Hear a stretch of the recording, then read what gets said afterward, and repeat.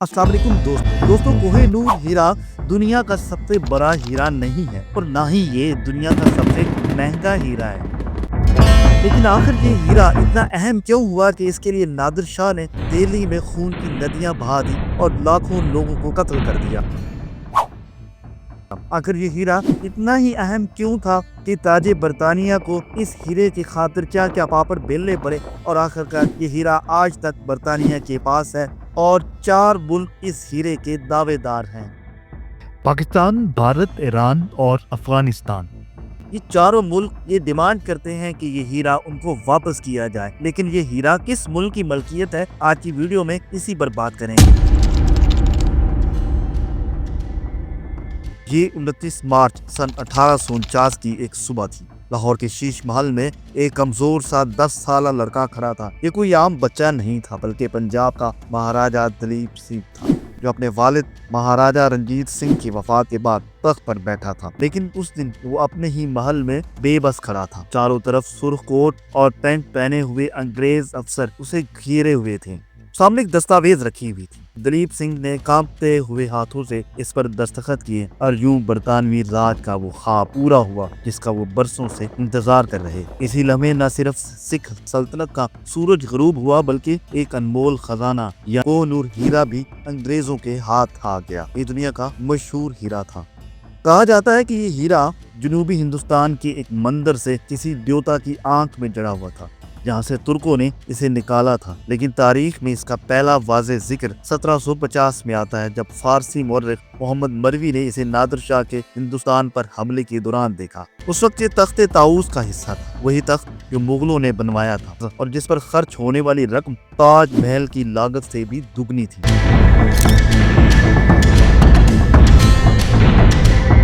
कोह-ए-नूर इस तख्त की सबसे कीमती जवाहरात में शामिल था, जिसके बारे में बाबर ने कहा था कि अगर इसे बेच दिया जाए तो पूरी दुनिया के लोगों को 2.5 दिन तक खाना खिलाया जा सकता है। लेकिन इससे जुड़ी खौफनाक दास्तान ये है कि 1739 में नादिर शाह ने दिल्ली पर ऐसा कत्ले-आम करवाया जिसकी मिसाल तारीख में कम ही मिलती है। दिल्ली की गलियों में खून बहाया गया, बाजार लुट गए और हजारों लोग बेदर्दी से कत्ल कर दिए गए। इस खूनी तबाही के बाद नादिर शाह ने मुगल बादशाह मोहम्मद शाह से एक अजीब मुतालबा किया।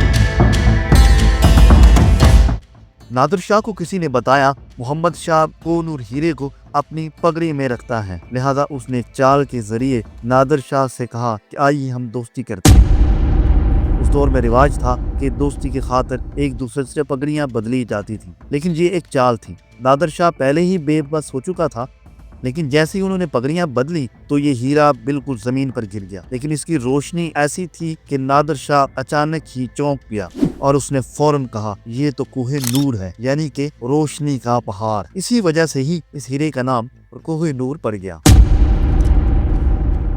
लेकिन नादिर शाह को ये हीरा कोह-ए-नूर ज्यादा देर रास ना आया और कुछ ही अरसे बाद उसके एक मुहाफिज ने नादिर शाह को कत्ल कर दिया।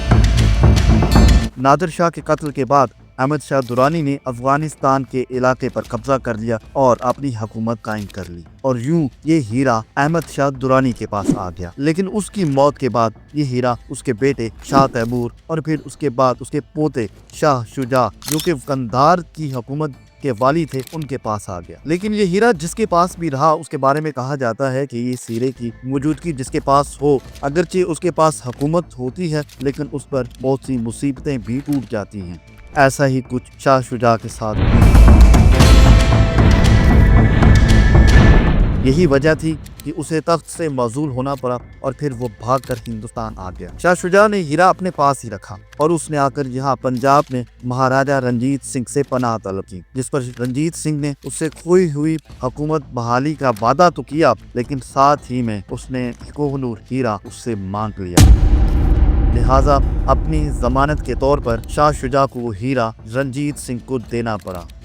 लेकिन रंजीत सिंह ने जब देखा कि ये हीरा बहुत कीमती है और ये बहुत खुश नसीब हीरा है, लिहाजा उसने इस हीरे के हसूल की खातिर शाह शुजा के खानदान को भी अंदरून लाहौर में मुबारक हवेली में سخت پہرے میں رکھ دیا۔ گرمی کا موسم تھا اور ان کا کھانا پینا بھی بند کر دیا۔ بھوک و پیاس سے معصوم بچوں کا رو رو کر برا حال ہو گیا۔ 3 دن کی ناقابل برداشت ذلت اور سختیوں سے تنگ آ کر شاہ شجاع نے یہ ہیرا رنجیت سنگھ کے حوالے کرنے کا فیصلہ کر دیا اور شرط کی کہ یہ ہیرا خود مہاراجا کے حوالے کرے گا۔ یہ سن کر مہاراجا رنجیت سنگھ بہت خوش ہوا اور اس نے خود جا کر معزول بادشاہ سے ملاقات کی اور یوں یہ ہیرا اس نے حاصل کر لیا۔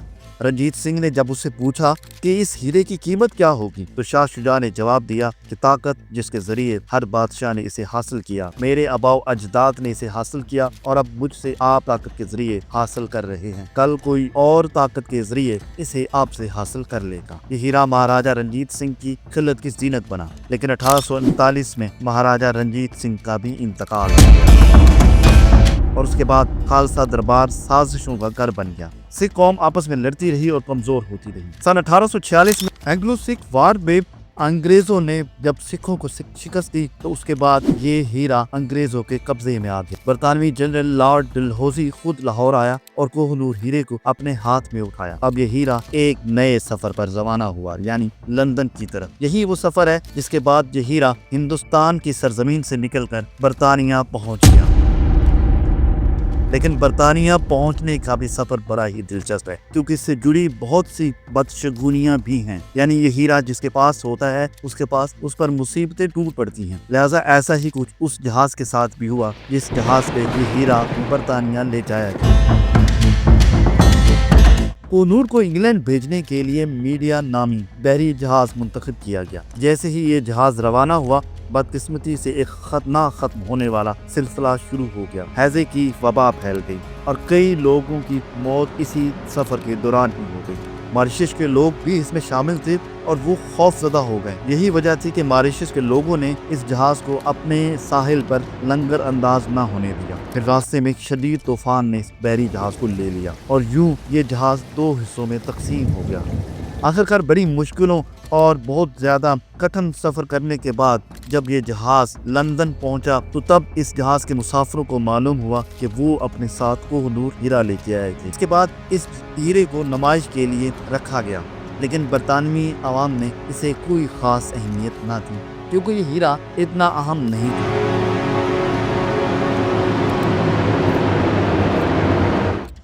ابتدائی طور پر اس ہیرے کا وزن 105 کیرات یعنی 21.6 گرام تھا، لیکن یہ ہیرا اتنا چمکدار نہیں تھا، لہذا اس ہیرے کو دوبارہ کاٹا گیا جس کے بعد اس ہیرے کے وزن میں کمی واقع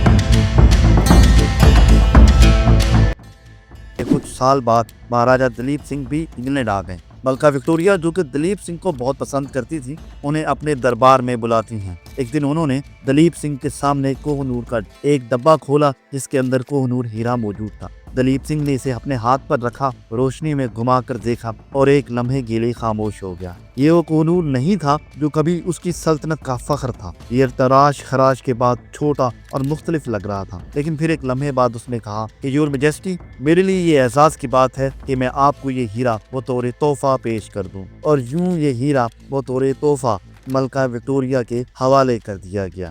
لیکن دلیپ سنگھ بھی وہاں کچھ عرصے بعد خوش نہیں تھے۔ لندن رہنے کے بعد انہیں یاد آنے لگا کہ انہیں اپنی سلطنت واپس لینی چاہیے، لہذا انہوں نے کچھ بغاوت کی کوشش بھی کی لیکن وہ اس حوالے سے کامیاب نہ ہو سکے اور آخرکار 21 اکتوبر 1893 کو دلیپ سنگھ پیرس کے ایک ہوٹل میں انتقال کر گئے۔ یوں رنجیت سنگھ کا شاہی خاندان بھی ختم ہو گیا، لیکن یہ کوہ نور ہیرا آج ٹاور آف لندن میں محفوظ ہے۔ اس حوالے سے برطانوی لوگوں کا خیال تھا کہ جو بھی مرد اسے پہنے گا وہ برباد ہو جائے گا۔ یہی وجہ تھی کہ یہ ہیرا ہمیشہ برطانوی ملکوں کے ہی زیور کی زینت رہا اور اب بھی یہ صرف ملکہ برطانیہ کے تاج سے ہی جڑا تھا۔ لیکن یہ سوال پیدا ہوتا ہے کہ ہیرا کس ملک کا ہے، ہندوستان کا، پاکستان کا، افغانستان یا پھر برطانیہ کا؟ لیکن یہ سوال ایسا ہے جس کا کوئی حل نہیں ہے۔ کچھ لوگوں کا دعویٰ ہے کہ یہ ہیرا حکومت پنجاب کا ہے کیونکہ یہ ہیرا پنجاب سے چھینا گیا تھا، لیکن پنجاب کون سے والا؟ کیونکہ اس وقت کے پنجاب میں موجودہ افغانستان کا کچھ حصہ، بھارتی پنجاب اور پاکستانی پنجاب کا خیبر پختونخوا کا حصہ بھی شامل تھا۔ لہٰذا یہی وجہ ہے کہ اس ہیرے کے 4 مختلف دعوے دار ہیں،